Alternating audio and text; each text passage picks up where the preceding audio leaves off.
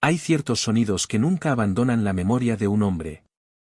El timbre de mi antiguo apartamento en Chamartín era uno de ellos, agudo, insistente, casi alegre, como si anunciara buenas noticias. Durante 5 años, ese timbre significó que alguien me necesitaba, que mi existencia todavía tenía un propósito pequeño pero tangible en este mundo de indiferencia.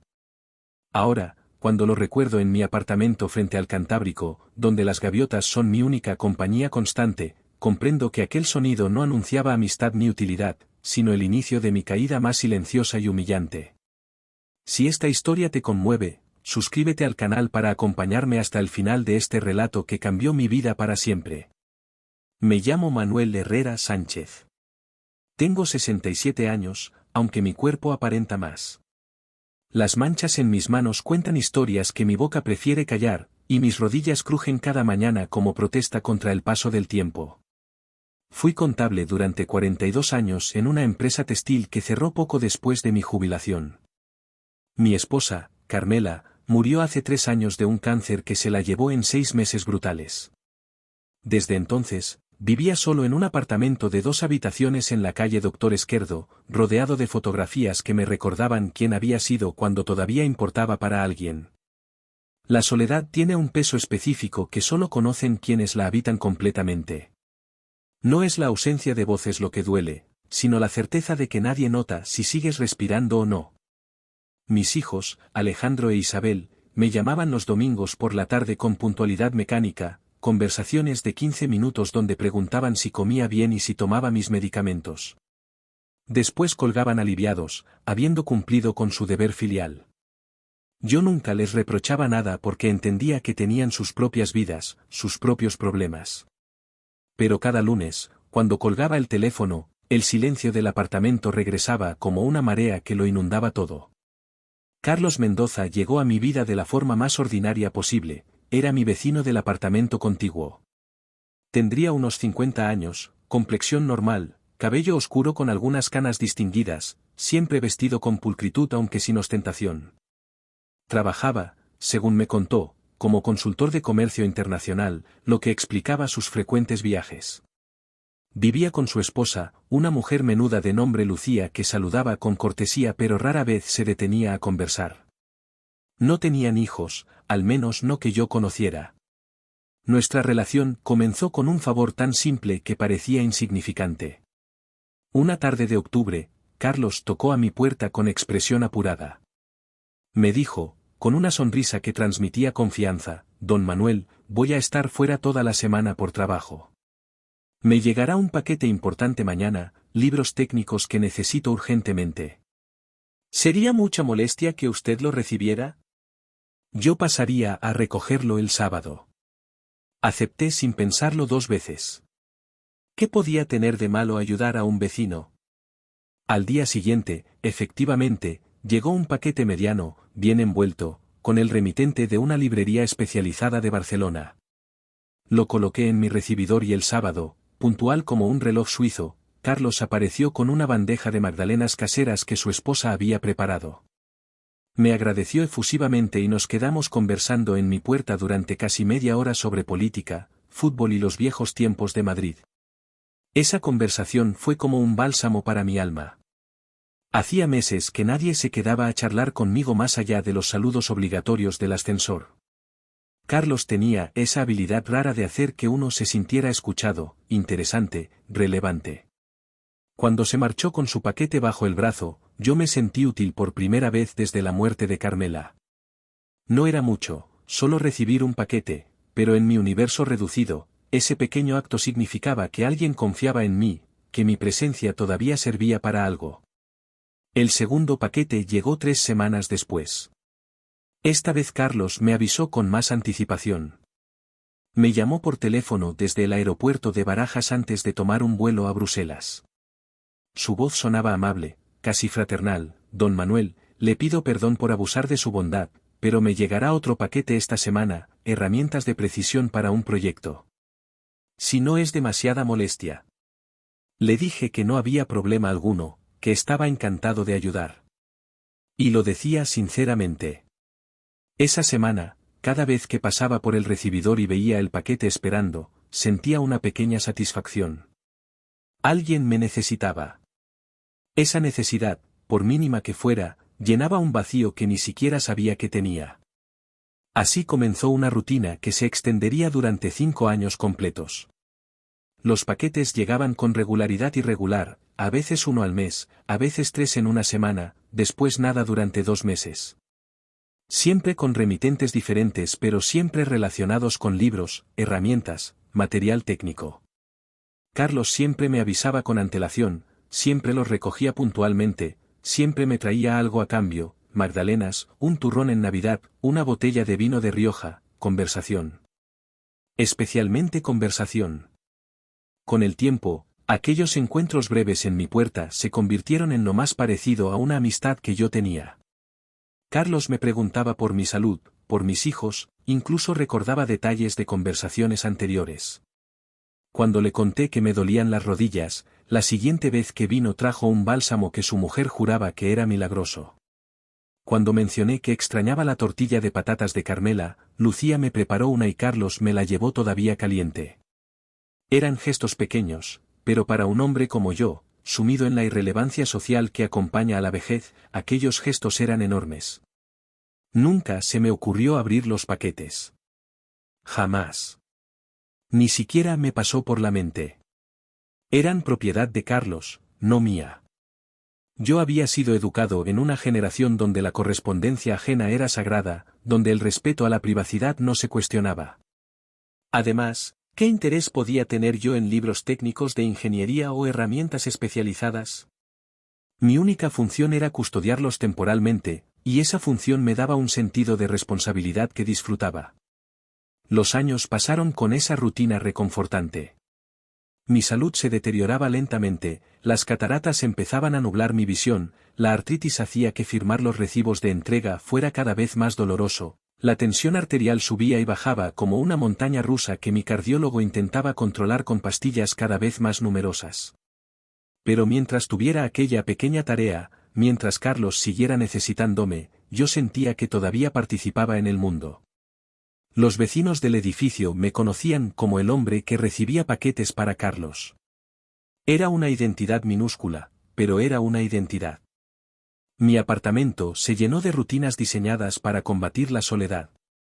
Despertaba a las 7 de la mañana, preparaba café, desayunaba tostadas con aceite de oliva mientras veía las noticias. Después caminaba hasta el kiosco de la esquina para comprar el periódico, saludaba a Paco el kiosquero que siempre me preguntaba por el Real Madrid, regresaba a casa y leía hasta el mediodía. Comía algo simple, dormía la siesta, y por la tarde me sentaba en el balcón a observar la calle. Los paquetes de Carlos eran los únicos acontecimientos que rompían esa monotonía predecible. Había algo reconfortante en aquella previsibilidad.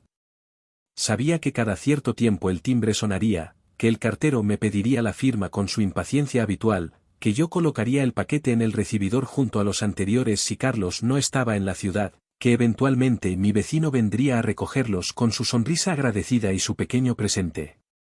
Era un ciclo que me hacía sentir conectado con algo más grande que mi propia existencia solitaria. Mis hijos nunca conocieron a Carlos. Cuando venían a visitarme, cosa que ocurría cada vez con menor frecuencia, el tema nunca surgió naturalmente. ¿Qué iba a decirles?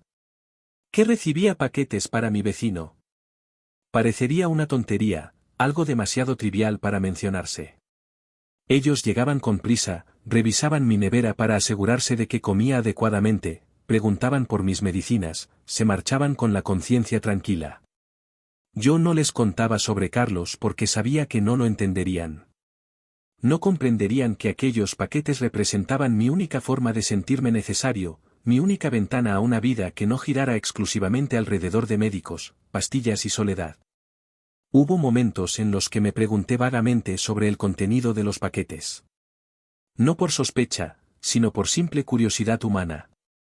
Una vez, mientras sostenía uno particularmente pesado, imaginé que podría contener herramientas de carpintería fina. Otro, más ligero y con un leve olor a papel viejo, seguramente serían libros antiguos. Pero nunca pasó de ahí, de imaginación pasajera. La confianza que Carlos depositaba en mí era un regalo que yo no estaba dispuesto a traicionar por curiosidad banal. Recuerdo con claridad especial una conversación que tuvimos en diciembre, pocas semanas antes de que todo se derrumbara. Carlos había venido a recoger 3 paquetes que habían llegado esa semana. Se quedó más tiempo del habitual, y terminamos tomando café en mi cocina. Me habló de sus viajes, de las dificultades del comercio internacional, de lo complicado que era coordinar envíos desde distintos países. Yo asentía, fascinado por un mundo que me resultaba completamente ajeno. En un momento dado, me miró con una expresión que entonces interpreté como gratitud genuina y me dijo algo que ahora resuena en mi memoria con una amargura insoportable. Me dijo, con voz cálida: Don Manuel, usted no sabe lo importante que es para mí contar con alguien de confianza como usted. En este mundo donde nadie confía en nadie, usted es una rareza, un hombre de bien de los de antes. Me sentí tan orgulloso en aquel momento.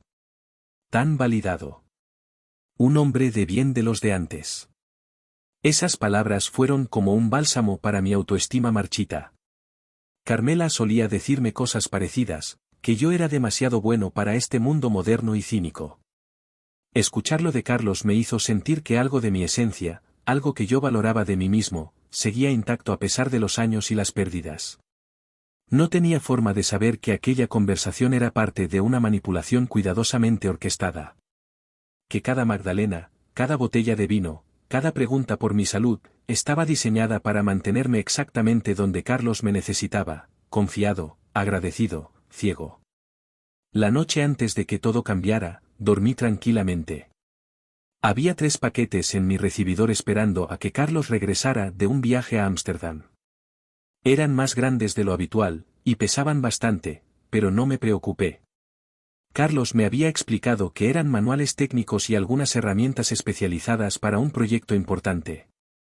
Tomé mis pastillas como cada noche, me acosté con el periódico sobre el pecho, y me dormí con la televisión encendida como solía hacer para no sentir el silencio absoluto del apartamento vacío. No sabía que era mi última noche de paz. No sabía que al amanecer, mi vida tal como la conocía terminaría de forma brutal e irrevocable. No sabía que la bondad que yo consideraba mi mayor virtud estaba a punto de convertirse en mi mayor vergüenza. No sabía que el timbre que durante 5 años había significado propósito y conexión, estaba a punto de sonar por última vez con un mensaje completamente diferente. Pero eso vendría con la luz del alba, con golpes violentos en la puerta y voces que pronunciarían mi nombre completo seguido de palabras que nunca imaginé escuchar dirigidas hacia mí.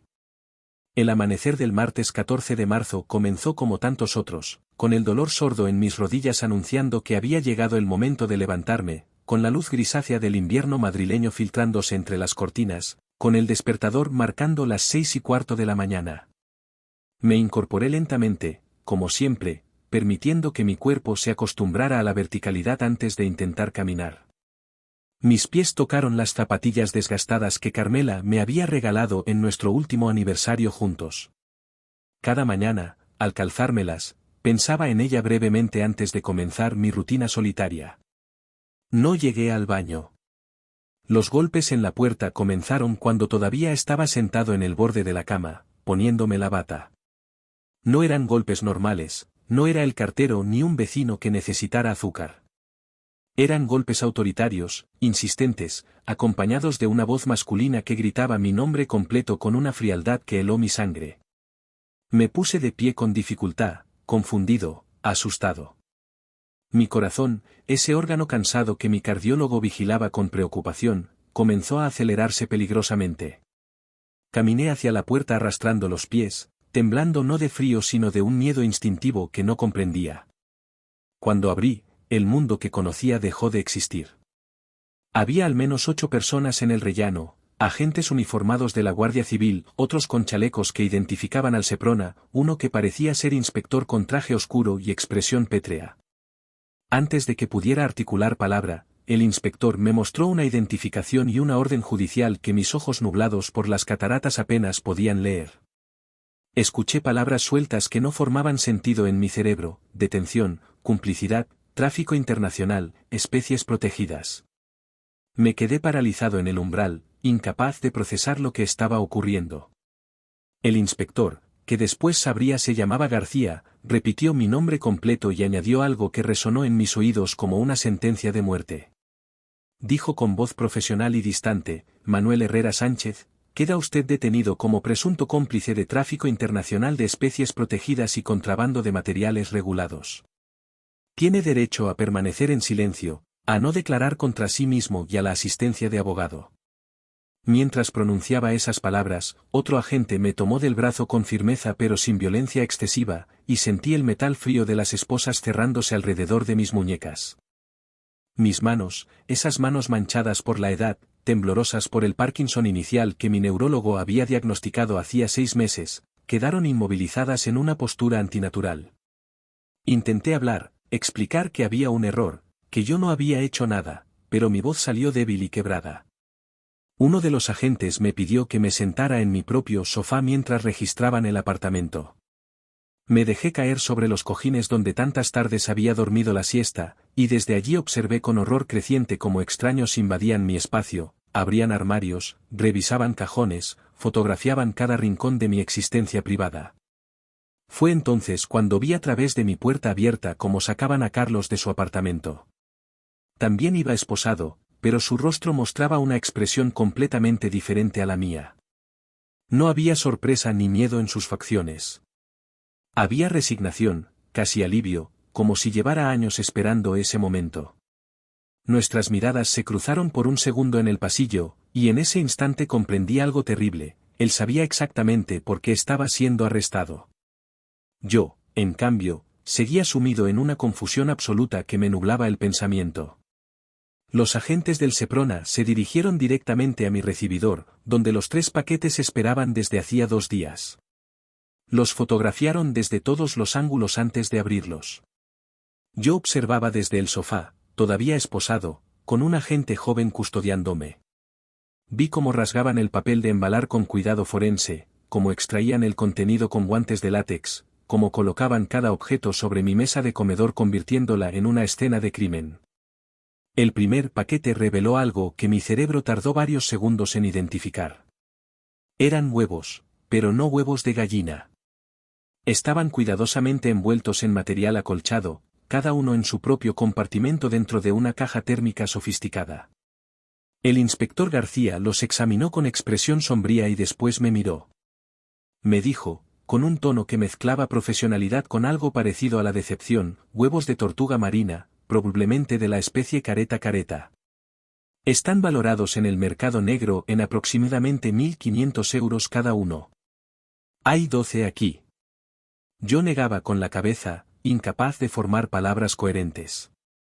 Aquello no podía estar pasando. El segundo paquete era aún peor.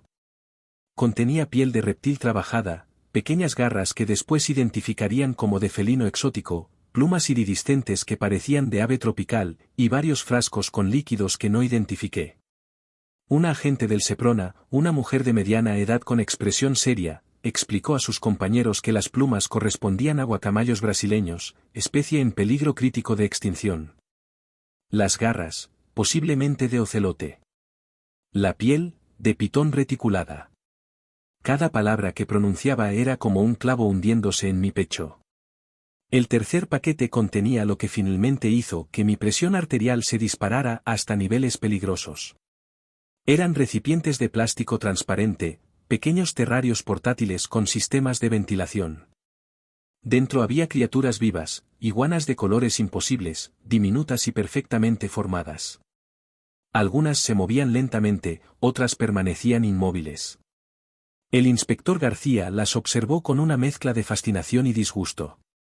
Me informó, como si yo debiera saberlo, que eran iguanas rinocerontes juveniles del Caribe, especie protegida internacionalmente, y que cada ejemplar se vendía en el mercado clandestino europeo por cifras que oscilaban entre 3.000 y 5.000 euros.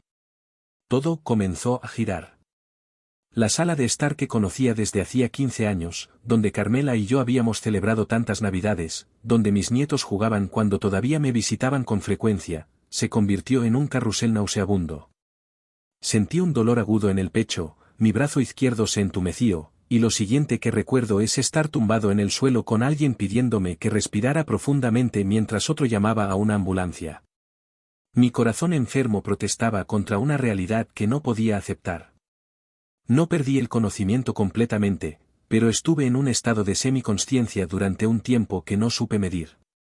Escuchaba voces lejanas, sentía manos sobre mi pecho, veía luces que se encendían y apagaban. Cuando finalmente recuperé cierta claridad, estaba en una camilla, todavía en mi apartamento, con un paramédico tomándome la presión arterial y otro preparando una vía intravenosa. El inspector García estaba de pie junto a mí, y su expresión había cambiado ligeramente. Había algo parecido a la compasión en sus ojos, aunque su voz mantenía la firmeza profesional. Me preguntó si me sentía capaz de responder algunas preguntas básicas. Asentí débilmente, aunque no estaba seguro de poder articular nada coherente. Me preguntó cuánto tiempo llevaba recibiendo paquetes para Carlos Mendoza. Respondí con voz ronca que aproximadamente 5 años, quizás más. Me preguntó si alguna vez había abierto alguno. Negué enfáticamente. Me preguntó si sabía qué contenían. Repetí lo que Carlos siempre me había dicho: libros técnicos, herramientas de trabajo, material profesional. El inspector intercambió una mirada significativa con la agente del Seprona. Me informó entonces de algo que haría que las siguientes semanas fueran una pesadilla burocrática y legal. Me dijo que según los registros de la empresa de mensajería, en mi dirección se habían recibido durante los últimos 5 años más de 200 paquetes consignados a nombre de Carlos Mendoza, pero con mi firma en los comprobantes de entrega. 200. El número resonó en mi cabeza como una campana fúnebre. Cada uno de esos paquetes, me explicó con paciencia terrible, contenía material ilegal relacionado con tráfico de especies protegidas, contrabando de productos derivados de animales en peligro, o comercio internacional de fauna exótica sin las licencias correspondientes. Intenté explicar que solo era un favor entre vecinos, que yo no sabía nada, que confiaba en Carlos porque parecía un hombre decente. Pero mientras las palabras salían de mi boca, incluso yo mismo me escuchaba y sonaba patético. ¿Cómo podía un hombre adulto, con décadas de experiencia en el mundo, ser tan ingenuo? ¿Cómo no sospeché nada en 5 años? ¿Cómo pude firmar 200 recibos sin cuestionarme nunca qué estaba facilitando? El paramédico interrumpió el interrogatorio informal. Dijo que mi estado cardíaco requería evaluación hospitalaria inmediata. El inspector asintió, pero me informó que, una vez estabilizado, sería trasladado a dependencias policiales para interrogatorio formal y procesamiento. Me leyó nuevamente mis derechos, esta vez más despacio, asegurándose de que los comprendía a pesar de mi estado. Me preguntó si tenía abogado. Negué. Me dijo que se me asignaría uno de oficio. Me llevaron en ambulancia al Hospital Gregorio Marañón. Durante el trayecto, con la sirena sonando sobre mi cabeza y las luces de emergencia proyectando sombras azules en el techo del vehículo, pensé en Carmela. Pensé en lo afortunado que había sido de que ella muriera antes de ver esto. Mi dulce Carmela, que siempre decía que yo era demasiado bueno, demasiado confiado, que el mundo se aprovecharía de mí si no tenía cuidado. Ella tenía razón. El mundo, en forma de un vecino sonriente con magdalenas caseras, se había aprovechado de mí de la manera más despiadada posible. En urgencias me estabilizaron. Mi tensión bajó a niveles menos peligrosos, el dolor en el pecho disminuyó con medicación, los análisis de sangre no mostraron daño cardíaco permanente. Había sido un episodio de angina de pecho severa provocada por estrés extremo, no un infarto. El cardiólogo de guardia me recomendó hospitalización de al menos 48 horas para observación. El inspector García, que había permanecido en la sala de espera, entró a hablar con el médico. Después se acercó a mi camilla. Me informó con voz neutra que quedaría bajo custodia policial en el hospital hasta recibir el alta médica. Después sería trasladado a comisaría para interrogatorio formal y probablemente a los juzgados de Plaza de Castilla para declaración ante el juez. Me explicó el procedimiento con una paciencia que agradecí a pesar de todo. Sería acusado formalmente de complicidad en tráfico de especies protegidas y contrabando internacional. La pena podía oscilar entre 2 y 6 años de prisión, dependiendo del grado de implicación que se demostrara. También habría multas significativas. Le pregunté, con voz apenas audible, si creía que yo era culpable. Se quedó en silencio durante largos segundos. Finalmente me dijo algo que no olvidaré nunca. Me dijo, mirándome directamente a los ojos: Don Manuel, llevo 20 años en este trabajo. He visto de todo. Y lo que he aprendido es que la ingenuidad no es una defensa legal, pero sí puede ser un atenuante moral. Ahora mismo, el sistema legal no distingue entre complicidad activa e ignorancia culpable. Pero yo. Se detuvo, como dudando si continuar. Después añadió: yo creo que usted fue utilizado. El problema es que tendrá que demostrarlo. Esas palabras fueron lo más cercano a la compasión que recibí en las siguientes 3 semanas. Porque después vino el infierno burocrático y legal que destroza a los inocentes tanto como a los culpables. Después vinieron los interrogatorios interminables, las acusaciones repetidas una y otra vez, las miradas de desprecio de funcionarios que ya me habían juzgado antes de escuchar mi versión. Después vino la cárcel. Pero antes de la cárcel, vino algo casi tan doloroso: la llamada a mis hijos. El inspector me permitió hacer una llamada desde el hospital. Marqué el número de Alejandro con dedos temblorosos. Cuando respondió, con su voz siempre ligeramente impaciente, no supe cómo empezar. Le dije simplemente que estaba en el hospital, que había sido arrestado, que necesitaba ayuda. El silencio que siguió fue más largo y más frío que cualquier invierno madrileño. Finalmente, Alejandro preguntó con voz controlada pero tensa qué había hecho. Intenté explicarle, tropezando con las palabras, que había recibido paquetes para el vecino sin saber qué contenían, que ahora me acusaban de complicidad en tráfico ilegal. Escuché su respiración pesada al otro lado de la línea.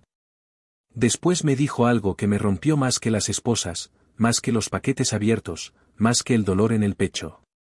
Me dijo con una voz que intentaba sonar tranquila pero que temblaba de furia contenida: papá, ¿cómo pudiste? ¿Cómo pudiste ser tan increíblemente estúpido? No respondí porque no tenía respuesta. Colgó prometiendo que vendría al hospital, pero su tono dejaba claro que era por obligación, no por afecto. Después llamé a Isabel. Fue peor. Mi hija, mi niña que había heredado la sensibilidad de Carmela, lloró al teléfono. Entre sollozos me preguntó si era verdad, si realmente había estado involucrado en algo ilegal. Cuando le expliqué que solo había recibido paquetes, que no sabía nada, me dijo con voz quebrada: papá, todos en tu edificio lo sabrán. Todos nuestros conocidos lo sabrán. ¿Cómo vamos a vivir con esto? Esa noche, sola en una habitación de hospital con un agente de guardia sentado junto a la puerta, comprendí la magnitud de lo que había perdido. No solo mi libertad temporal ni mi tranquilidad. Había perdido el respeto de mis hijos. Había perdido mi dignidad. Había perdido la imagen que ellos tenían de mí como un hombre sensato, prudente, digno de confianza. Me había convertido en una fuente de vergüenza familiar. Cerré los ojos e intenté dormir, pero cada vez que lo hacía, veía los huevos de tortuga marina, las iguanas en sus recipientes transparentes, las garras de animales muertos por la codicia humana. Y veía la sonrisa de Carlos, esa sonrisa que durante 5 años había interpretado como amistad pero que ahora reconocía como lo que realmente era, la sonrisa de un depredador que había encontrado a su presa perfecta. Un viejo solitario que solo quería sentirse útil. Un viejo tonto que confundió manipulación con afecto. Un viejo patético que cambió su integridad por magdalenas y conversaciones superficiales. El alta médica llegó 2 días después, aunque mi corazón seguía protestando con cada latido irregular. El cardiólogo que firmó mi salida me entregó una lista de medicamentos nuevos y me advirtió con severidad que cualquier estrés adicional podía resultar fatal. Le pregunté con ironía amarga si sabía que iba directamente a comisaría y después probablemente a prisión. Me miró con lástima profesional y se limitó a repetir que debía evitar situaciones de tensión emocional. Como si tuviera opción. El traslado a la comisaría de la policía judicial fue humillante de maneras que nunca había imaginado. Me subieron a un coche patrulla, todavía con ropa de hospital porque los agentes no me permitieron regresar a mi apartamento, que permanecía precintado como escena de crimen. Las esposas volvieron a mis muñecas, ahora con moratones donde el metal había rozado la piel durante días. Atravesamos Madrid en silencio, y yo observaba por la ventanilla una ciudad que de repente me parecía extraña, hostil, como si ya no perteneciera a ella. La sala de interrogatorios era exactamente como en las películas, pequeña, claustrofóbica, con una mesa metálica atornillada al suelo y sillas incómodas diseñadas para que nadie se sintiera a gusto. Me esperaban 2 inspectores, García, a quien ya conocía, y una mujer de unos 40 años que se presentó como inspectora Mendoza, sin relación familiar con Carlos, aclaró con ironía involuntaria. Tenía una mirada penetrante que me hacía sentir transparente, como si pudiera leer cada pensamiento culpable que cruzaba mi mente. Durante las siguientes 6 horas, me hicieron repetir mi historia una y otra vez. Desde el principio, cuando conocí a Carlos, cuando comenzó a pedirme el favor, con qué frecuencia llegaban los paquetes, qué me decía sobre su contenido, si alguna vez recibí dinero, si alguna vez abrí uno, si conocía a otras personas relacionadas con él. Respondía las mismas preguntas de formas ligeramente diferentes, intentando recordar detalles que demostraran mi inocencia, pero con cada repetición, mi propia historia sonaba menos creíble incluso para mí mismo. La inspectora Mendoza fue particularmente incisiva. Me mostró fotografías de vigilancia que no sabía que existían, imágenes de cámaras de seguridad del edificio donde yo aparecía recibiendo paquetes del cartero, firmando comprobantes, colocándolos en mi recibidor. Había decenas de fotos, un registro visual de 5 años de lo que ahora llamaban mi participación en una red internacional de contrabando. En las imágenes yo aparecía sonriente, cordial con el cartero, completamente ajeno a lo que estaba facilitando. Esa sonrisa inocente en mi propio rostro me producía náuseas. Me enseñó también extractos bancarios de Carlos. Transferencias de decenas de miles de euros desde cuentas en Países Bajos, Bélgica, Alemania. Facturas falsas de empresas inexistentes. Documentos que mostraban una operación sofisticada que llevaba años funcionando. Me explicó que Carlos era solo un intermediario en una red europea de tráfico de especies exóticas que movía aproximadamente 2 millones de euros anuales. Mi apartamento había servido como uno de varios puntos de recepción en España, elegido estratégicamente porque yo era el perfil perfecto, mayor, solitario, confiado, sin antecedentes, invisible para las autoridades. Le pregunté con voz quebrada cómo me habían descubierto. García respondió que llevaban 18 meses siguiendo la pista de la red después de interceptar un cargamento en el aeropuerto de Ámsterdam. Habían trabajado con Europol, infiltrado compradores, seguido el rastro del dinero. Carlos estaba bajo vigilancia desde hacía 7 meses. Me habían visto a mí en las cámaras, habían investigado mi historial, habían concluido inicialmente que yo era parte activa de la operación. Fue solo después de semanas de vigilancia que comenzaron a dudar de mi implicación consciente, porque mi comportamiento no coincidía con el de alguien que sabía estar cometiendo un delito. Esa información debería haberme aliviado, pero tuvo el efecto contrario. Significaba que durante meses, mientras yo vivía mi rutina solitaria, ajeno a todo, había cámaras siguiéndome, agentes observándome, informes catalogando cada uno de mis movimientos. Mi privacidad había sido violada mucho antes de que derribaran mi puerta. Me sentía aún más expuesto, más vulnerable. Mendoza fue directa con respecto a mi situación legal. Me dijo que técnicamente, según el Código Penal español, yo había cometido un delito de colaboración con organización criminal dedicada al tráfico de especies protegidas. La pena podía ser de 2 a 6 años de prisión y multas de hasta 500.000 euros. Mi cara debió reflejar el horror absoluto que sentí, porque su expresión se suavizó ligeramente. Añadió que había atenuantes posibles, mi edad, mi falta de antecedentes, mi estado de salud, y lo que ellos consideraban evidencia razonable de que había sido engañado. Pero para beneficiarme de esas atenuantes, necesitaba cooperar completamente. Cooperar significaba declararme culpable de negligencia grave pero no de complicidad activa. Significaba testificar contra Carlos si era necesario. Significaba proporcionar todos los detalles que recordara sobre nuestras interacciones. Acepté sin dudar porque no tenía alternativa, pero también porque era la verdad. Yo había sido negligente hasta el punto de la estupidez criminal. Había confiado sin verificar. Había firmado sin leer. Había ignorado señales de advertencia que quizás existieron pero que mi soledad y mi necesidad de conexión humana me impidieron ver. El abogado de oficio que me asignaron llegó al final del interrogatorio. Se llamaba Rafael Ortiz, tenía 28 años y el entusiasmo agotado de quien lleva demasiados casos con demasiado pocos recursos. Se sentó a mi lado, revisó rápidamente el expediente que ya abultaba varios centímetros, y me preguntó directamente si era culpable. Le respondí con la misma pregunta que me había estado haciendo durante días, ¿de qué exactamente? ¿De ser viejo? ¿De estar solo? ¿De confiar en quien no debía? ¿De ser un idiota? Rafael tenía una franqueza brutal que en otras circunstancias habría apreciado. Me dijo sin rodeos que mi caso era complicado porque la ley no perdonaba la ignorancia voluntaria. Si un hombre recibe 200 paquetes durante 5 años y nunca pregunta, nunca verifica, nunca sospecha, esa ignorancia deja de ser inocente y se convierte en complicidad.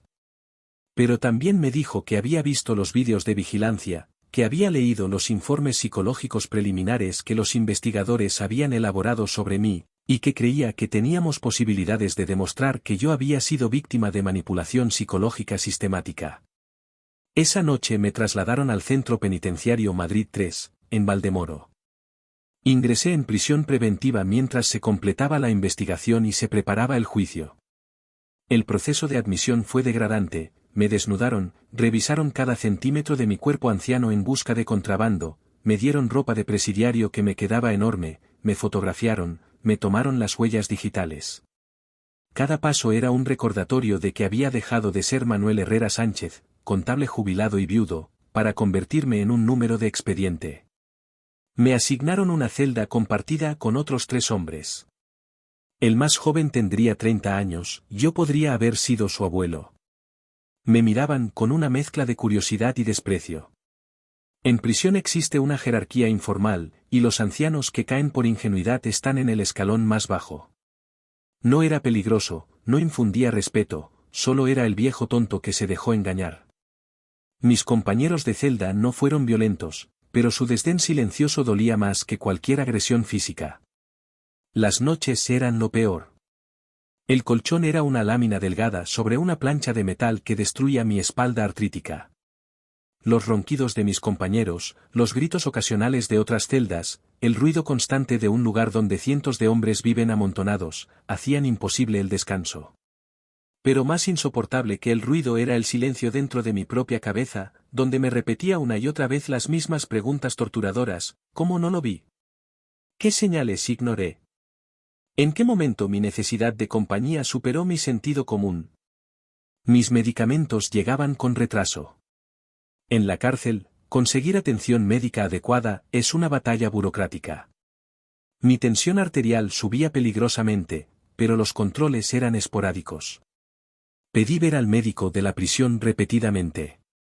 Cuando finalmente me atendió, una semana después de mi ingreso, me recetó los mismos medicamentos que ya tomaba, pero me advirtió que las entregas dependían de la farmacia del centro, que a menudo tenía desabastecimientos. Alejandro e Isabel vinieron a visitarme una sola vez durante esas 3 semanas. Fue un sábado lluvioso, en una sala de visitas ruidosa y deprimente donde familias intentaban mantener vínculos a través de mesas metálicas y conversaciones vigiladas. Mis hijos llegaron juntos, y la expresión en sus rostros me partió el corazón más que cualquier otra cosa hasta ese momento. Isabel lloró en silencio durante los primeros 10 minutos, incapaz de hablar. Alejandro mantuvo una compostura fría que dolía más que cualquier reproche explícito. Finalmente, con voz controlada, me preguntó cómo había podido ser tan ingenuo. No con crueldad, sino con genuina incomprensión. Le expliqué, una vez más, que solo quería ayudar, que estaba solo, que Carlos parecía un hombre decente. Mi hijo negó con la cabeza y me dijo algo que todavía resuena en mi memoria. Me dijo: papá, todos estamos solos de alguna manera. Pero no todos comprometemos nuestra integridad por un poco de compañía. Tenía razón. Esa verdad amarga era innegable. Yo había estado dispuesto a ignorar cualquier señal de advertencia, cualquier inconsistencia, cualquier duda razonable, porque Carlos me hacía sentir menos solo. Había vendido mi prudencia, mi sentido común, mi responsabilidad de verificar lo que firmaba, a cambio de magdalenas y conversaciones superficiales. Había sido, en el sentido más profundo, un cobarde emocional. Isabel me preguntó entre lágrimas qué dirían los vecinos, qué diría la familia, cómo iban a vivir con la vergüenza. Le pedí perdón, pero las palabras sonaron huecas incluso para mí. ¿Cómo se pide perdón por arruinar la reputación familiar? ¿Cómo se compensa el bochorno que les había causado? No había forma. Solo podía sentarme allí, con mi uniforme de presidiario, y absorber su dolor sabiendo que lo había causado yo. La visita duró 30 minutos reglamentarios. Cuando se levantaron para irse, Alejandro me dijo que habían consultado con un abogado privado pero que los honorarios eran prohibitivos. Tendrían que confiar en Rafael Ortiz, el abogado de oficio. Isabel se acercó y me besó la frente con un gesto mecánico, sin afecto real. Después se marcharon, y yo regresé a mi celda sintiéndome más solo que nunca, porque ahora la soledad venía acompañada de vergüenza. Rafael vino a verme 3 veces durante mi encarcelamiento preventivo. Trabajaba en mi defensa con una dedicación que no esperaba de un abogado abrumado por casos. Investigó a Carlos, habló con vecinos del edificio, consiguió declaraciones de personas que confirmaban que yo era un hombre solitario y confiado.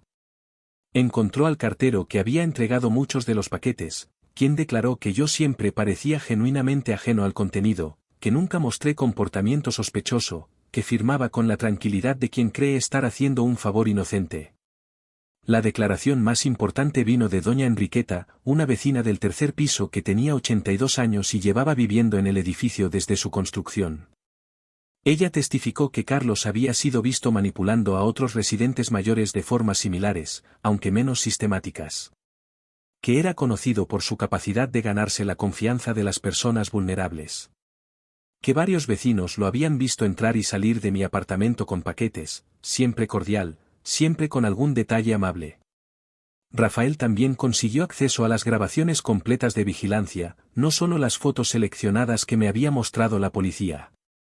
En esos vídeos se veía como Carlos me esperaba en el rellano después de que llegaran paquetes, como a veces llegaba con flores para Carmela cuando ella estaba viva, como me invitaba a tomar café en su apartamento, como construyó sistemáticamente una relación de dependencia emocional.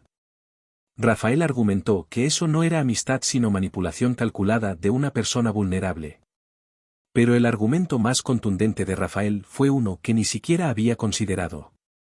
Investigó mis finanzas completamente.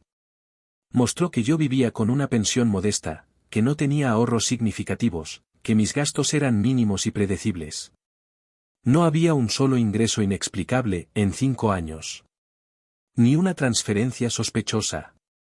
Ni un gasto que sugiriera que me estaba beneficiando económicamente. Carlos movía cientos de miles de euros. Yo compraba el periódico y pan cada mañana. La diferencia era absoluta. La audiencia preliminar ante el juez fue breve pero decisiva.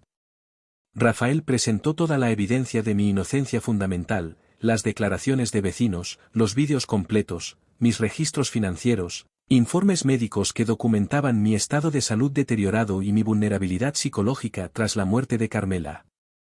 El fiscal, un hombre de mediana edad con expresión cansada, admitió que aunque técnicamente yo había facilitado un delito, no había evidencia de conocimiento consciente ni de beneficio económico. El juez, una mujer seria de unos 50 años, escuchó todo con atención. Después me miró directamente y me preguntó si comprendía que mi negligencia había facilitado un delito grave que afectaba especies en peligro de extinción, que causaba sufrimiento a animales, que alimentaba mercados criminales internacionales. Asentí, incapaz de hablar porque las lágrimas finalmente brotaron. Le dije con voz quebrada que lo comprendía, que me arrepentía profundamente, que daría cualquier cosa por haber sido más cuidadoso, más desconfiado, menos desesperadamente solo. Ordenó mi liberación inmediata con cargos retirados. Pero además, y esto fue completamente inesperado, ordenó una investigación sobre mi detención. Dictaminó que las autoridades habían actuado con exceso de celo al arrestarme de forma tan violenta siendo evidente desde las primeras horas que yo era víctima, no perpetrador. Citó mi edad, mi estado de salud, el impacto desproporcionado de las medidas cautelares. Insinuó que procedía una compensación por daños. Salí de prisión después de 22 días que parecieron años. Rafael me acompañó y me explicó que el Estado probablemente ofrecería una indemnización por prisión preventiva injustificada, aunque el proceso podía tomar meses. Me sentía entumecido, incapaz de procesar completamente que era libre. Libre pero destruido. La libertad, descubrí, puede ser una cárcel de otra clase cuando viene acompañada de vergüenza y rechazo social. Regresé a mi apartamento en la calle Doctor Esquerdo una tarde gris de abril, 22 días después de haber sido arrastrado fuera de él en pijama. La policía había levantado los precintos, pero el lugar parecía violado, profanado por manos extrañas que lo habían registrado todo. Mis libros estaban desordenados, mis cajones abiertos, hasta las fotografías de Carmela habían sido movidas de sus lugares habituales. Me senté en el mismo sofá donde había sido esposado y miré alrededor intentando reconocer mi propia vida. Todo estaba físicamente igual pero emocionalmente transformado. Cada objeto llevaba ahora el peso de lo ocurrido. El recibidor donde había colocado los paquetes me producía náuseas. La puerta que había abierto tantas veces a Carlos parecía la entrada a un abismo del que apenas había escapado. Los vecinos fueron lo peor. El primer día de regreso salí a comprar comida porque mi nevera llevaba semanas vacía. En el ascensor me encontré con la señora Ramírez del quinto piso, con quien había intercambiado saludos cordiales durante años. Cuando me vio, su expresión se endureció. No me saludó. Simplemente apretó su bolso contra el pecho como si yo fuera a robárselo y bajó la mirada hasta que las puertas se abrieron. Salió rápidamente sin decir palabra. En el supermercado de la esquina, donde compraba desde hacía 15 años, el dueño me atendió con frialdad profesional. Atrás quedaron las conversaciones sobre fútbol o el tiempo. Me cobró, me dio el cambio, miró al siguiente cliente. Yo era invisible nuevamente, pero de una forma completamente diferente a antes.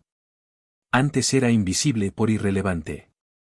Ahora era invisible por contaminado. El peor momento llegó 3 días después cuando bajé a recoger el correo. En el buzón encontré 3 cartas de vecinos que habían firmado una petición para que me fuera del edificio. Argumentaban que mi presencia afectaba la reputación de la comunidad, que aunque no hubiera sido condenado, había facilitado actividades criminales, que las familias con niños no se sentían cómodas compartiendo espacios comunes conmigo. La petición no tenía validez legal, Rafael me lo confirmó después, pero el daño emocional fue devastador. Llamé a Alejandro para contarle. Su respuesta fue pragmática y fría. Me dijo que quizás los vecinos tenían un punto, que tal vez sería mejor para todos, incluyéndome, que buscara otro lugar donde empezar de nuevo. Le pregunté si estaba sugiriendo que me escondiera, que huyera de algo de lo que había sido declarado inocente. Hubo un silencio largo antes de responder. Me dijo con voz cansada, papá, legalmente eres inocente. Socialmente, siempre serás el hombre que recibió paquetes con animales contrabandeados durante 5 años. La justicia te absolvió. La sociedad no lo hará. Tenía razón, por supuesto. La absolución legal no borra la mancha social. Durante las siguientes semanas viví como un fantasma en mi propio edificio. Evitaba salir cuando sabía que habría gente en los pasillos. Hacía la compra muy temprano o muy tarde. Dejé de ir al bar donde solía tomar café porque las miradas eran insoportables. Mi mundo, que ya era pequeño antes del arresto, se encogió hasta convertirse en apenas las 4 paredes de mi apartamento. Las pesadillas comenzaron en esa época. Soñaba con los paquetes abriéndose solos, revelando criaturas agonizantes que me miraban con ojos acusadores. Soñaba con Carlos riéndose mientras yo firmaba comprobantes de entrega que al examinarlos decían culpable, culpable, culpable. Despertaba empapado en sudor, con el corazón acelerado, enfrentando la oscuridad vacía de mi habitación. Carmela solía calmarme cuando tenía pesadillas. Ahora no había nadie. Rafael seguía trabajando en la reclamación de indemnización. Me explicó que según la ley de enjuiciamiento criminal, yo tenía derecho a compensación económica por haber sufrido prisión preventiva que resultó injustificada. El Estado, me dijo, reconocía implícitamente con mi absolución que no debía haber sido encarcelado. Las cifras que manejaba eran significativas, potencialmente más de 100.000 euros considerando mi edad, el impacto en mi salud, el daño reputacional. La idea del dinero me resultaba obscena pero necesaria. No porque lo deseara, sino porque necesitaba escapar. No podía seguir viviendo en ese edificio donde cada vecino me miraba con desprecio o lástima. No podía caminar por el barrio donde todos murmuraban a mis espaldas. El dinero, cuando llegara, sería mi boleto hacia algún lugar donde nadie conociera mi historia, donde pudiera ser simplemente un viejo más paseando por la calle sin cargar el peso de la vergüenza. Mientras esperaba la resolución de la indemnización, que Rafael advertía podía tomar meses, intenté reconstruir algún tipo de rutina. Pero todo había cambiado. Antes leía el periódico con interés, ahora me saltaba cualquier noticia sobre tráfico de especies porque me producía una ansiedad paralizante. Antes disfrutaba las películas policiales, ahora me recordaban el interrogatorio, la celda, la humillación. Comencé a buscar apartamentos fuera de Madrid. No sabía dónde ir exactamente, solo sabía que necesitaba estar cerca del mar. Carmela y yo habíamos vacacionado en Santander varias veces durante nuestro matrimonio.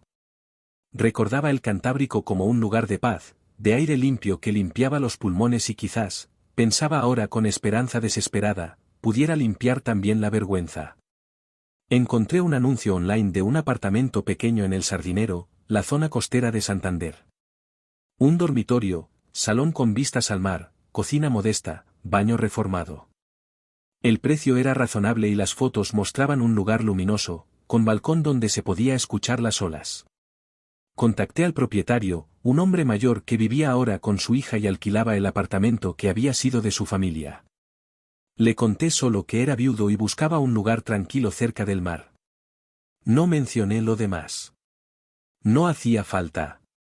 Mientras tanto, Carlos fue condenado. Rafael me informó porque seguía el caso de cerca. 12 años de prisión por liderar una célula española de la red internacional de contrabando. Durante el juicio, intentó argumentar que yo era su socio, no su víctima, pero la evidencia era abrumadora en mi favor. Los vídeos de vigilancia, las declaraciones de vecinos, mis finanzas limpias, los informes psicológicos. El tribunal no le creyó. La sentencia mencionaba específicamente que había manipulado a un hombre mayor vulnerable y socialmente aislado para utilizarlo como fachada de sus actividades criminales. Leer esas palabras en la sentencia judicial fue extraño. Por un lado, confirmaban legalmente mi inocencia. Por otro, me describían exactamente cómo era, vulnerable, aislado, fácil de manipular. No era un retrato halagador, aunque fuera verdadero. Me preguntaba si alguna vez volvería a confiar en alguien, si alguna vez podría distinguir entre manipulación genuina y afecto real. Carlos había destruido no solo mi reputación sino también mi capacidad de creer en la bondad ajena. La indemnización finalmente se aprobó 5 meses después de mi absolución. El juez administrativo dictaminó que tenía derecho a 150.000 euros por prisión preventiva injustificada, daño moral, impacto en salud física y mental, y daño reputacional. Era más de lo que Rafael había estimado inicialmente. Cuando me lo comunicó, sentí una mezcla extraña de alivio y repugnancia. El dinero no borraba lo vivido. El dinero no devolvía mi dignidad. Pero el dinero me permitiría huir. Usé parte de la indemnización para comprar el apartamento en Santander. No quería alquilar, quería un lugar que fuera mío, donde nadie pudiera pedirme que me fuera. El resto lo invertí conservadoramente en fondos que me darían un pequeño ingreso adicional a mi pensión. No necesitaba mucho para vivir. Nunca había necesitado mucho. Solo necesitaba paz. La mudanza fue rápida y eficiente. Contraté una empresa que empaquetó toda mi vida en cajas en 2 días. Mis hijos no ofrecieron ayuda ni aparecieron para despedirse. Isabel llamó el día antes de mi partida. Me deseó suerte con voz tensa y me pidió que les enviara mi nueva dirección. Alejandro ni siquiera llamó. Me envió un mensaje de texto escueto: espero que encuentres lo que buscas en Santander. El día que cerré la puerta de mi apartamento en Chamartín por última vez, no sentí nostalgia. Solo un alivio profundo y cansado. Había vivido allí 15 años, pero ese lugar ya no era mi hogar. Había sido el escenario de mi mayor humillación y mi peor error de juicio. Dejarlo atrás era como abandonar una piel muerta. El viaje a Santander en tren fue largo pero tranquilo. Observaba el paisaje cambiar por la ventanilla, Madrid desapareciendo, la meseta castellana extendiéndose, finalmente las montañas del norte apareciendo en el horizonte. Con cada kilómetro sentía el peso sobre mi pecho aligerarse ligeramente. No desaparecía, nunca desaparecería completamente, pero se volvía más soportable. Llegué a Santander al atardecer. Un taxi me llevó directamente al Sardinero. Cuando entré al apartamento por primera vez como propietario, caminé directo al balcón y abrí las puertas. El sonido del mar me golpeó físicamente. Las olas rompiendo contra las rocas, las gaviotas gritando, el viento salado que traía olor a algas y libertad. Me quedé allí parado hasta que oscureció completamente, respirando aire que no estaba contaminado por miradas acusadoras ni murmullos de desprecio. Esa noche dormí mejor que en meses. No porque los fantasmas hubieran desaparecido, sino porque finalmente estaba en un lugar donde nadie conocía mi historia. Donde podía ser simplemente Manuel, un viejo que vive cerca del mar. No el hombre que recibió paquetes con animales contrabandeados. No el idiota que firmó 200 comprobantes sin preguntar. Solo Manuel. Los primeros meses en Santander fueron de reconstrucción silenciosa. Establecí nuevas rutinas: caminar por la playa cada mañana temprano, comprar en el mercado local, cocinar comidas simples, leer en el balcón por las tardes. Evitaba conversaciones profundas con los vecinos. Saludaba con cortesía pero no fomentaba amistades. La soledad que antes intentaba combatir ahora la elegía activamente como protección. Descubrí que había dos tipos de soledad. La que había vivido en Madrid era involuntaria, desesperada, la clase de soledad que te hace vulnerable a cualquiera que ofrezca un poco de atención. La que vivía ahora en Santander era elegida, protectora, una soledad que me permitía controlar quién entraba en mi vida y bajo qué términos. Prefería esta segunda opción 1000 veces, aunque viniera con su propio precio de aislamiento. El cartero de mi nueva zona era un joven de unos 30 años llamado Marcos. La primera vez que tocó mi timbre para entregar correspondencia certificada, mi corazón casi se detuvo. El sonido del timbre todavía provocaba en mí una respuesta de pánico visceral. Abrí la puerta temblando. Marcos me sonrió con la despreocupación de quien no conoce mi historia y me pidió que firmara. Miré el comprobante de entrega como si fuera una sentencia de muerte. Después de unos segundos congelado, le pedí con voz temblorosa que me lo leyera completo. Me miró extrañado pero lo hizo. Era solo un extracto bancario. Firmé con manos que temblaban tanto que la firma era apenas legible. Marcos me preguntó si me encontraba bien. Le mentí diciendo que tenía artritis. Asintió comprensivo y se marchó. Cerré la puerta y me apoyé contra ella, respirando profundamente. El cartero. El timbre. Los paquetes.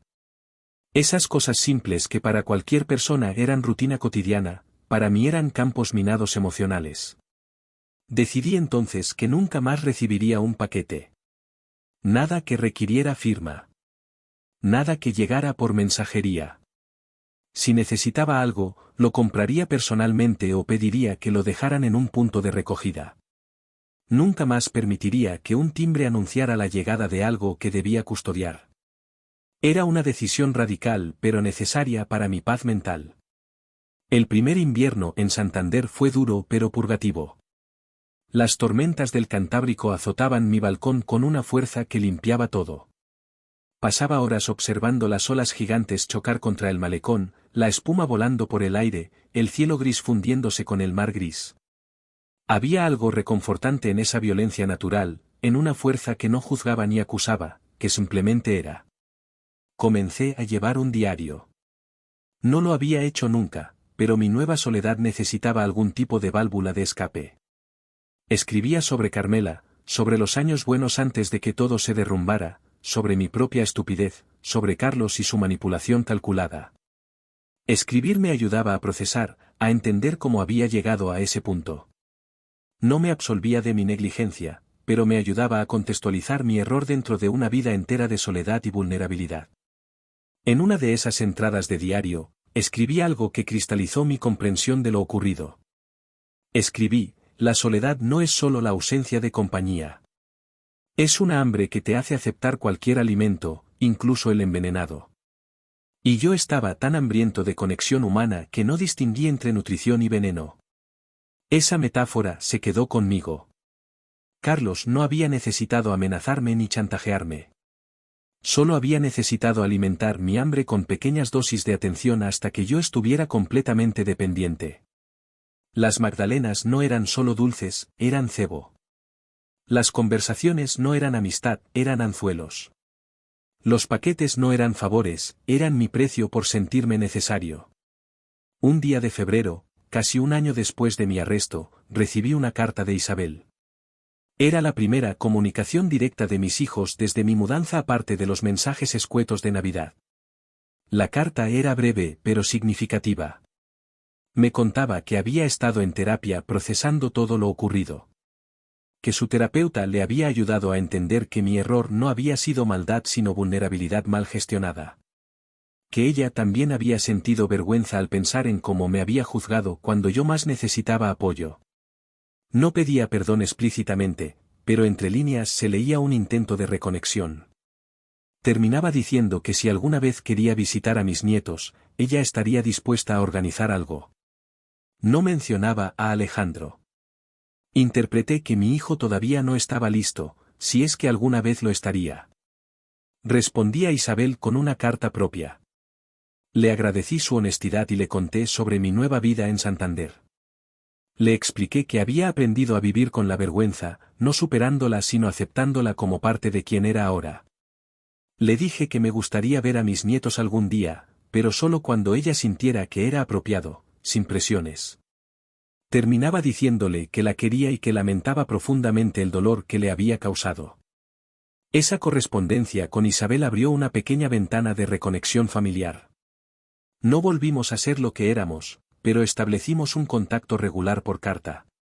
Descubrí que escribir nos permitía expresar cosas que en persona habrían sido demasiado dolorosas. Ella me contaba sobre sus hijos, sobre su trabajo, sobre los cambios en Madrid.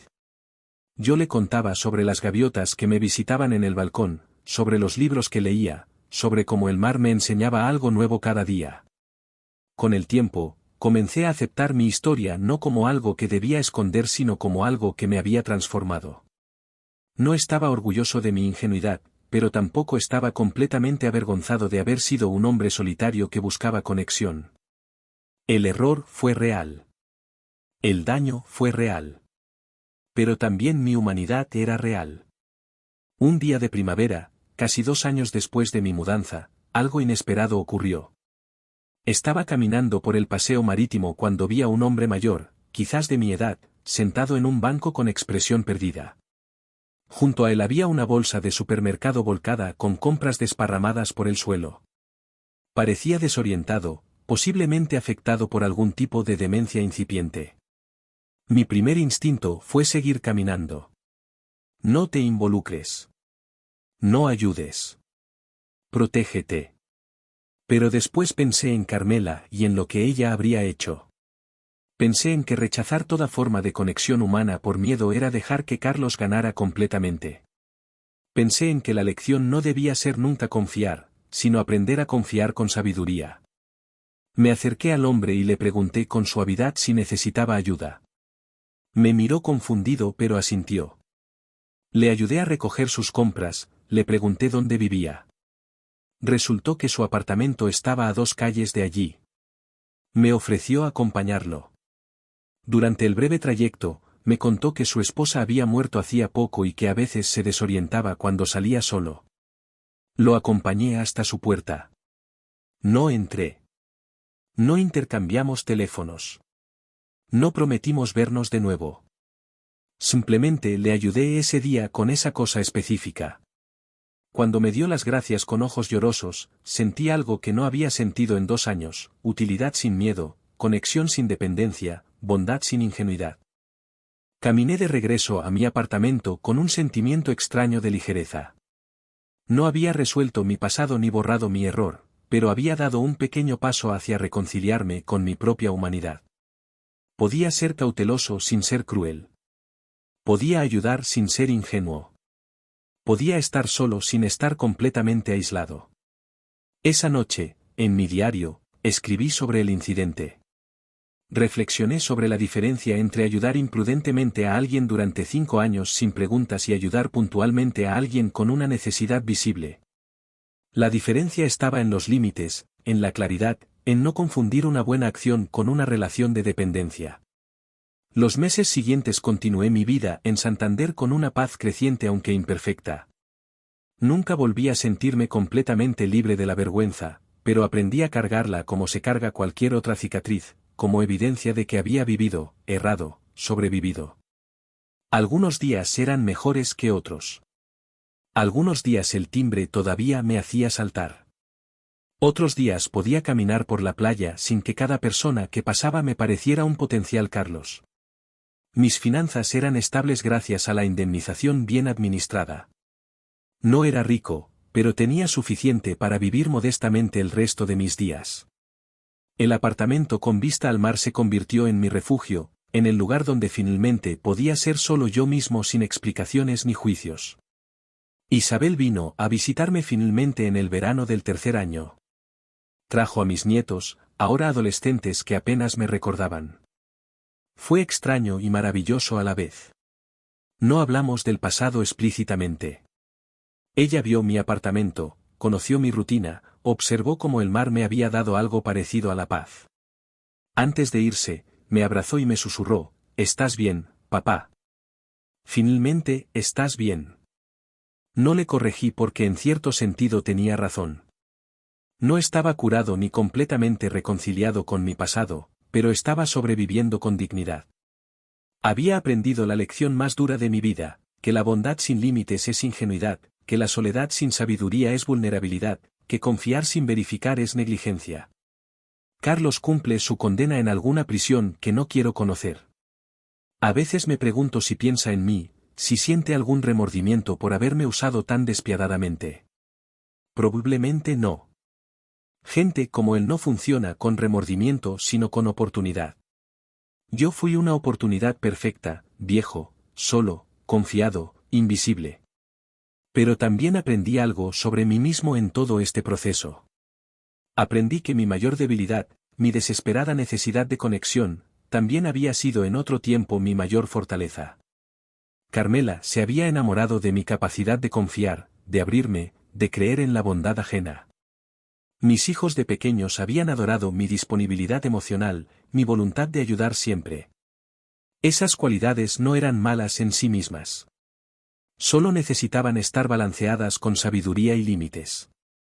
Ahora, sentado en mi balcón mientras escribo estas reflexiones, escuchando las gaviotas y el mar eterno, comprendo que la vida se trata de aprender esas lecciones aunque vengan envueltas en dolor. Carlos me enseñó que no todas las sonrisas son genuinas, que no todos los favores son inocentes, que la manipulación a menudo lleva la máscara de la amistad. Pero Carmela me había enseñado antes que el amor requiere vulnerabilidad, que las relaciones requieren confianza, que la vida sin conexión humana es apenas existencia. La clave es encontrar el balance entre esas dos verdades contradictorias pero igualmente válidas. He encontrado mi balance aquí, en este apartamento frente al Cantábrico, en esta soledad elegida que protege sin aislar completamente, en esta cautela que previene sin paralizar. No recibo paquetes. No hago favores a desconocidos que duran años. No firmo sin leer. No confío sin verificar. Pero tampoco he cerrado completamente mi corazón. Ayudo puntualmente cuando veo necesidad real. Saludo a mis vecinos con cortesía genuina aunque no fomento amistades profundas. Escribo cartas a Isabel que me mantienen conectado a mi familia sin la presión de la presencia física. Alimento a las gaviotas que visitan mi balcón sabiendo que no esperan nada de mí excepto pan. La indemnización de 150.000 euros compró mi libertad física pero no mi libertad emocional. Esa tuve que ganarla día a día, ola a ola, reflexión a reflexión. El dinero me permitió huir geográficamente, pero la verdadera huida fue interna, aprender a perdonarme sin excusarme, a aceptar mi error sin definirme enteramente por él, a recordar sin revivir constantemente. Si pudiera hablarle a mi yo de hace 5 años, al Manuel que abrió la puerta a Carlos por primera vez con una sonrisa inocente, le diría, la soledad duele, lo sé. Pero llenarla con cualquier cosa es más peligroso que soportarla con dignidad. Busca conexión, pero hazlo con los ojos abiertos. Ayuda a otros, pero establece límites. Confía, pero verifica. Y sobre todo, recuerda que tu valor no depende de qué tan útil eres para otros, sino de quién eres cuando nadie te necesita. Estas son las palabras que nunca podré decirle a ese hombre porque ya no existe. Fue destruido en esas 3 semanas de prisión y renació lentamente en este apartamento frente al mar. El nuevo Manuel es más sabio pero más triste, más cauteloso pero también más en paz, más solo pero paradójicamente más completo. Carlos está en prisión.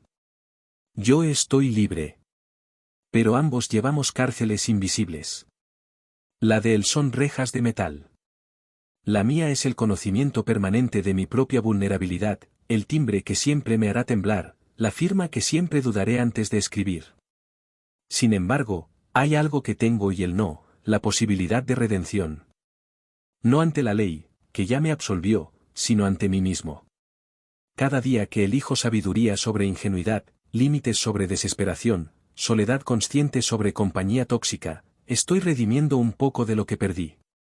El mar me enseñó que algunas tormentas simplemente deben ser sobrevividas, no comprendidas completamente. Que algunas olas te derribarán sin importar cuán fuerte creas ser. Que la clave no es evitar el agua sino aprender a nadar incluso en medio de la tempestad. Yo nadé. Casi me ahogo, pero nadé. Y ahora, desde la orilla, observo el horizonte con ojos que han visto demasiado pero que todavía encuentran belleza en un atardecer sobre el Cantábrico, en una gaviota que vuela contra el viento, en una carta de mi hija que termina con «Te quiero, papá». La historia de los paquetes es mi historia de caída y parcial redención. No tiene un final completamente feliz porque la vida real rara vez los tiene. Pero tiene un final honesto, un hombre viejo que cometió un error terrible por las razones más humanas posibles, que pagó un precio desproporcionado, que encontró una forma de seguir viviendo con dignidad a pesar de todo. Si algo he aprendido es que la verdadera integridad no está en nunca caer, sino en cómo te levantas después. Y que la humildad más profunda es reconocer que todos somos vulnerables, que todos podemos ser manipulados si nos pescan en el momento correcto de soledad o necesidad, que juzgar a otros por sus errores es olvidar que la suerte y las circunstancias separan a las víctimas de los victimarios más de lo que nos gusta admitir. Yo fui víctima. También fui negligente. Ambas cosas pueden ser verdad simultáneamente. Y vivir con esa verdad compleja, sin excusas pero también sin autodestrucción total, es quizás la forma más madura de integridad que he alcanzado en mis 69 años. El timbre suena raramente en mi vida ahora. Cuando suena, mi corazón todavía acelera. Pero respiro, cuento hasta 10, recuerdo que estoy a salvo, y abro la puerta con cautela pero sin pánico. Esa pequeña victoria sobre mi propio miedo es mi triunfo diario. Y cada noche, cuando cierro los ojos escuchando las olas, agradezco estar vivo, estar libre, estar aquí. Agradezco que la vergüenza no me destruyó completamente. Agradezco que la soledad me enseñó sabiduría aunque el precio fue brutal. Agradezco que todavía puedo sentir el sol en mi rostro y encontrar en ello razón suficiente para levantarme mañana. Porque al final, eso es todo lo que realmente tenemos, la capacidad de levantarnos una vez más, de aprender de nuestros errores sin ser completamente definidos por ellos, de encontrar pequeñas islas de paz en océanos de arrepentimiento.